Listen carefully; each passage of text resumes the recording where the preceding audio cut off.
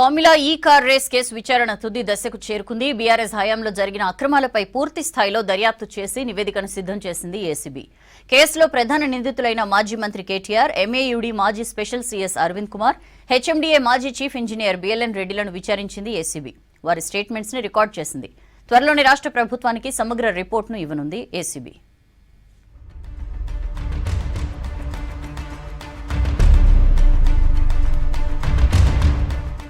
Formula E car race case తుది దశకు చేరింది. దర్యాప్తులో భాగంగా సేకరించిన ఆధారాలు, సాక్షులు, నిందితుల స్టేట్మెంట్లు, హెచ్ఎండీఏ బోర్డు నిధుల నుంచి విదేశీ కంపెనీకి చెల్లించిన డబ్బుకు సంబంధించిన పూర్తి వివరాలతో ఏసీబీ నివేదికను సిద్ధం చేస్తోంది.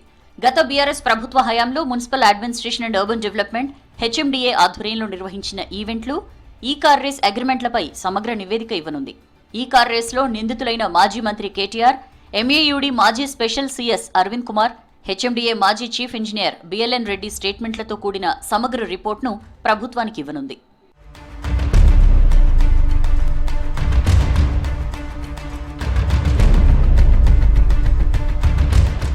ప్రధానంగా హెచ్ఎండీఏ బోర్డు నిధుల దుర్వినియోగం సహా మోడల్ కోడ్ ఆఫ్ కాండక్ట్ అమల్లో ఉండగానే జరిగిన అగ్రిమెంట్లు, చెల్లింపులకు సంబంధించిన పూర్తి ఆధారాలను ఏసీబీ సేకరించింది. ఫార్ములా ఈ ఆపరేషన్స్ కు చేరిన 45.71 కోట్లు, ఇన్కమ్ ట్యాక్స్ పెనాల్టీలు సహా మొత్తం 54.89 కోట్ల దుర్వినియోగానికి సంబంధించిన కీలక ఆధారాలతో నివేదిక సిద్ధం చేసింది. సాక్షులు, నిందితుల స్టేట్మెంట్లను ఇప్పటికే కోర్టుకు సమర్పించింది. ఈ క్రమంలోనే కోర్టులో ఛార్జ్షీట్ దాఖలు చేయడంతో ప్రాసిక్యూషన్ విచారణ జరిపేందుకు అవసరమైన చర్యలు చేపడుతున్నారు.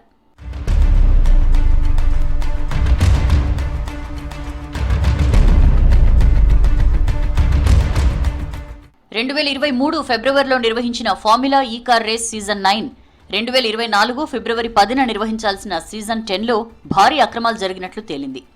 హెచ్ఎండీఏ బోర్డుకు చెందిన 54.89 కోట్లు దుర్వినియోగమయ్యాయన్న ఎంఏయుడి ఫిర్యాదుతో గతేడాది డిసెంబర్ 19న ఏసీబీ కేసు నమోదు చేసింది.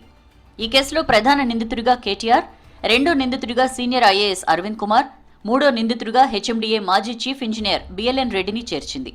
దర్యాప్తులో భాగంగా ఈ ఏడాది జనవరి 8న అరవింద్ కుమార్, 9న కేటీఆర్, 10న బిఎల్ఎన్ రెడ్డిని ఏసీబీ విచారించింది. అదే నెల 18న Greenko ace next gen MD Chalamal Shetty Anil Kumar ను ప్రశ్నించింది. వీరిచ్చిన సమాచారంతో ఏసీబీ అధికారులు స్టేట్మెంట్స్ రికార్డు చేశారు.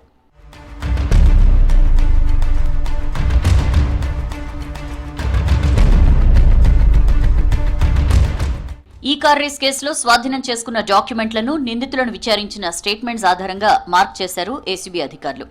బ్రిటన్కు చెందిన ఫార్ములా ఈ ఆపరేషన్స్ సంస్థ ప్రతినిధులను వర్చువల్గా ప్రశ్నించారు.